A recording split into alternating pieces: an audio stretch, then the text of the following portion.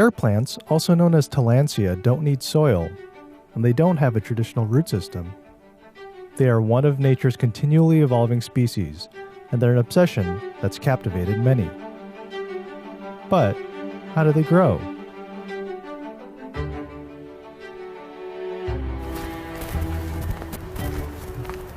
Here we have a smaller plant, Tillandsia mini-me, Meatlancis bulbosa. It's a smaller plant compared to the larger plants that I made, perfect millennial plant. Will fit in any small studio or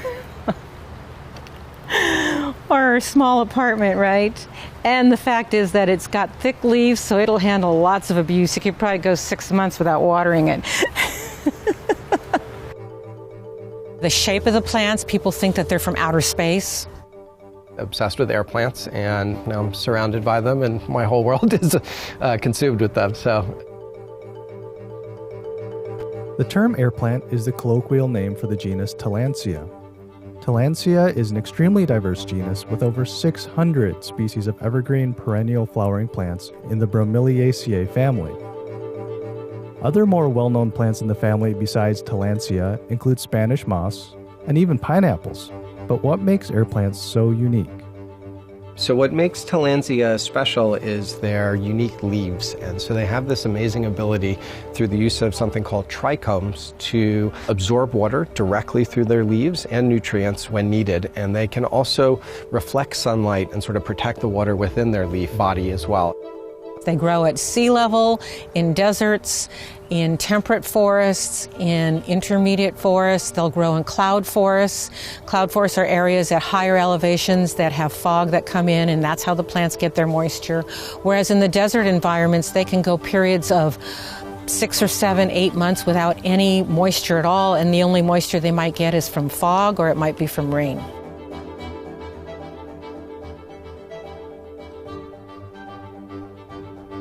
That adaptation allowed them to kind of thrive and inhabit unique environments that other plants couldn't. They did sacrifice something in terms of like speed of growth.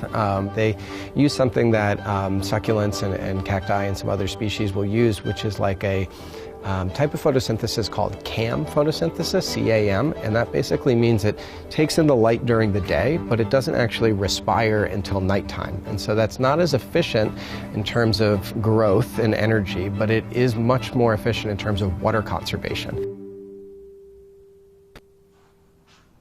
These are the ones that everyone likes, is the tectorums. They're so fuzzy. Everyone wants to touch them right away.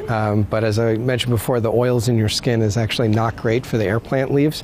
And so I'm always being horrified and wanting to say something when I see people touching these too much. So don't touch your air plants more than you have to, would be my advice. So number one misconception is they don't need water. And so I tell people, if you live in a rainforest, you can leave them outside and you don't need to water them. But especially in the home environment, which with our recirculated air is a very dry, low air humidity sort of environment. So what I typically recommend is for indoor environments where they're subject to air conditioning and heating and stuff like that, a weekly submerging soak for several hours. I'll do mine as long as overnight. And the second thing people don't do is give them any sunlight. So they are, not only do they need sunlight, but Tillandsia in general prefer kind of bright filtered light. So it would need to be somewhere near a window. Third thing is air circulation. The movement of air over their leaves sort of brings that nutrients and that kind of fresh, clean air that really helps them thrive. So, where are air plants even from? So Tillandsias are native to the New World, which means there's about a dozen species that are native to the southern part of the United States, Florida, Georgia, a couple in Texas, and Mexico, Central and South America. And then some of the fragrant blooming Tillandsia. So a small subset of them are fragrant, and this is Tillandsia crocata, has the most intoxicating scent. It's really unique, like nothing else you've really smelled. So tillandsias are epiphytes, which mean they grow on the trees, as opposed to a parasite. Parasites grow on the trees, but they use their roots and they take their nutrition from the tree itself. And some parasites can actually destroy the tree because they consume so much of the nutrition out of the tree or the substrate that they're growing on. Whereas tillandsia, air plants, they use their roots just to hang on to the trees. The roots are often called holdfasts, and they'll do that on rocks or on trees, and that will anchor them in place.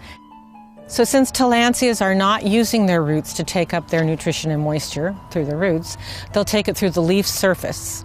And on the leaf surface, they have these little appendages called trichomes, which are like little shields that act like little sponges to absorb the moisture and bring it down into the leaf surface. The moisture will then go into the leaf and the leaf will retain its moistures. So air plants, like all plants, kind of provide good oxygen and they help clean the air. And I think one of the things they've been shown to do particularly well is absorb toxins in the air. And so there's been some neat studies in South America where they'll cut open an air plant growing next to a freeway and it's got off the charts toxic levels inside of it, but still growing and thriving.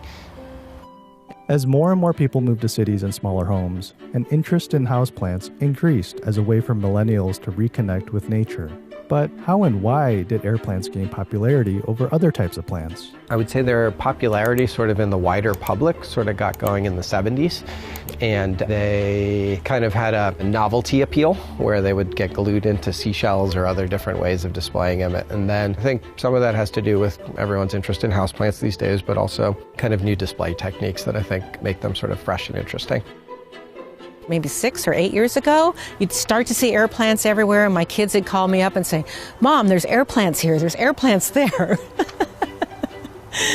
So it's really crazy. You go into restaurants and they're, crucified to the wall. My favorite joke at them is the glass globes, which are really attractive, but I have been known to call them glass crematoriums because I've seen too many that have been hanging in windows where the sunlight comes through and turns them into crispy critters. Whoops. The new iOS app update screwed up apps. So I came up with the idea to create an app, and it's called Air Plant Tilly Cards, and you open it up, and so it's got an alphabetical listing, got some basic information about air plants, just general, a user guide, it's got a glossary, you can search it by the elevation, you can search by country, just pull up all the plants that are from Mexico or from Brazil. Air plants are continually evolving with hundreds of new hybrids that people like Pamela are spearheading. I started making trips in 1981 to actually collect tillandsias. I would drive down to Mexico and look at every little epiphyte that I saw and collect what I could to bring back to my nursery to propagate.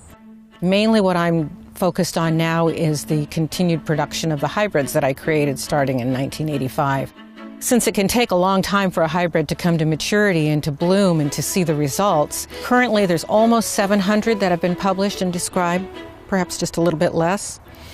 There's probably many more. There's probably still species that have not been published or identified. Now there are thousands of hybrids. I made many, many myself. There's other breeders in the United States that have made a few. And now there are plenty, with the advent of the hobby of everybody wanting to have an air plant. So why are we obsessed with air plants? Maybe because they're kind of like us.